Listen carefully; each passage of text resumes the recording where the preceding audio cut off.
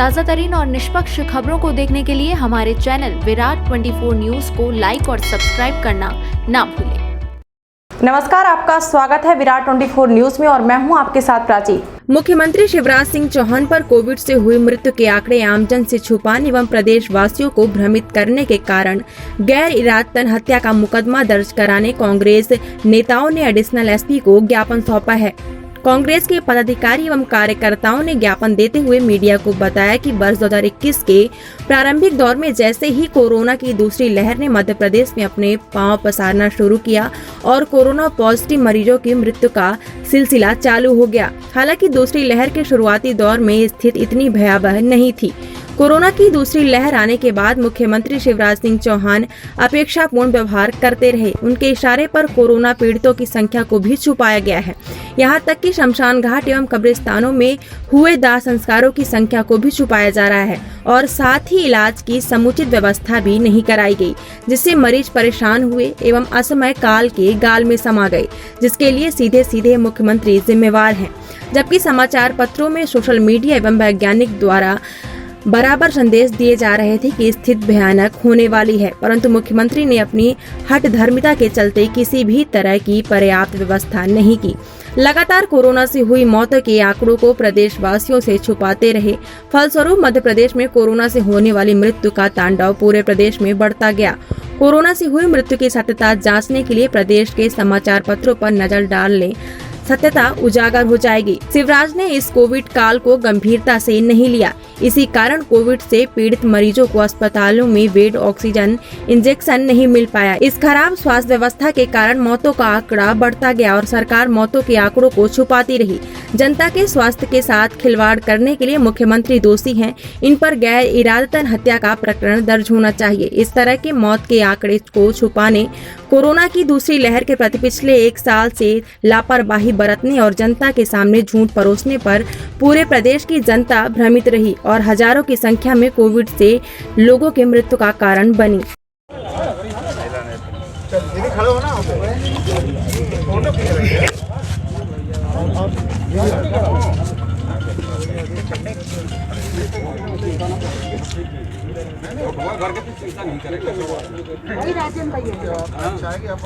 News 18 कह रहा है, ये एबीवीपी कह रहा है कि इंडोनेशिया में इंडिया कोविड-19 वेरिएंट का पहला मामला सामने आया।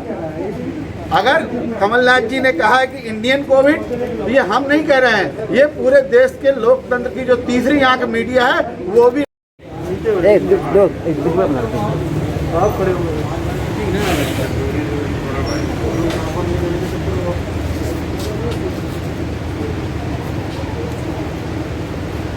हो गए ये मना करते हैं ते आगे दौड़ते हैं। जहाँ खड़े हैं तहाँ खड़े रहा लगा लीजिए। दिन भर सोचना पड़ता है, ज़्यादा सुरक्षित रहना चाहिए।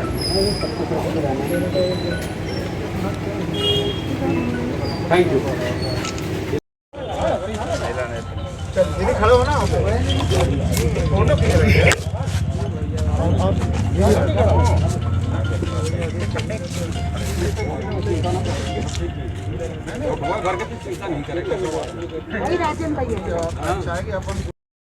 बहुत साफ है कि जिस तरीके से भारत सरकार के निर्देश में और ख़ास करके मध्य प्रदेश सरकार के मुख्यमंत्री शिवराज के निर्देश में आदरणीय कमलनाथ जी के ऊपर मुकदमा दर्ज किया गया है, उसके खिलाफ में आज जिला कांग्रेस कमेटी और जिला कांग्रेस कमेटी के सभी सम्मानित सदस्य जो यहाँ पर उपस्थित हैं, नहीं भी हैं, उन सब की भावनाओं को हम लोगों ने व्यक्त करने के लिए यहाँ पर एक ज्ञापन दिया है और कहना ये चाहते हैं कि प्रजातंत्र में एक अधिकार हम लोगों का सर्वाधिक सुरक्षित रहा है कि अगर कोई चीज़ इस तरीके की आती है जो संविधान के कोई विपरीत चीज़ होती है, तो इन परिस्थितियों को फाइट करने के लिए, लड़ने के लिए निश्चित रूप से हम अपने संवैधानिक अधिकारों का प्रयोग करते हैं।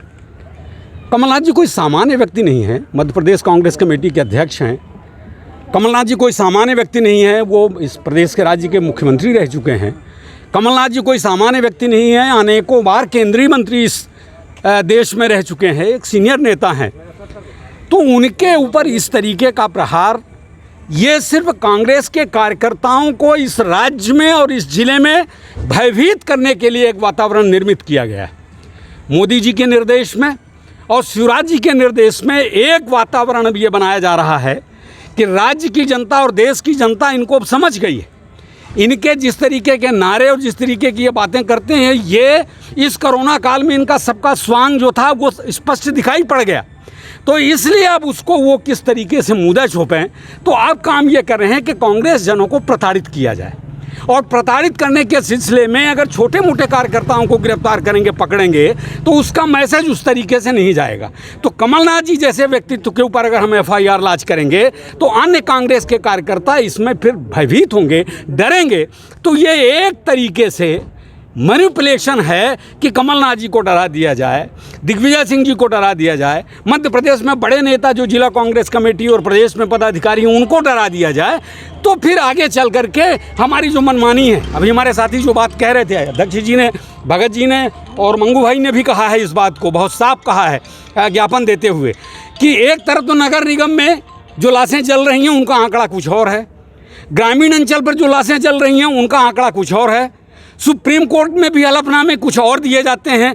तो मेरा सिर्फ आशय कहने का ये है कि अगर डरा धमका करके भारतीय जनता पार्टी की सरकार कमलनाथ जी पर, कांग्रेस जनों पर अगर कोई कार्यवाही करती है, तो फिर तो जिन लोगों ने पूरा का पूरा गड़बड़ किया है, ऐसे लोगों पर और ख़ास करके शिवराज पर तो सबसे पहले मुकदमा दाखिल होना चाहिए, दायर होना चाहिए। उसके लिए आज हम सब लोगों ने यहाँ पर ज्ञापन दिया है।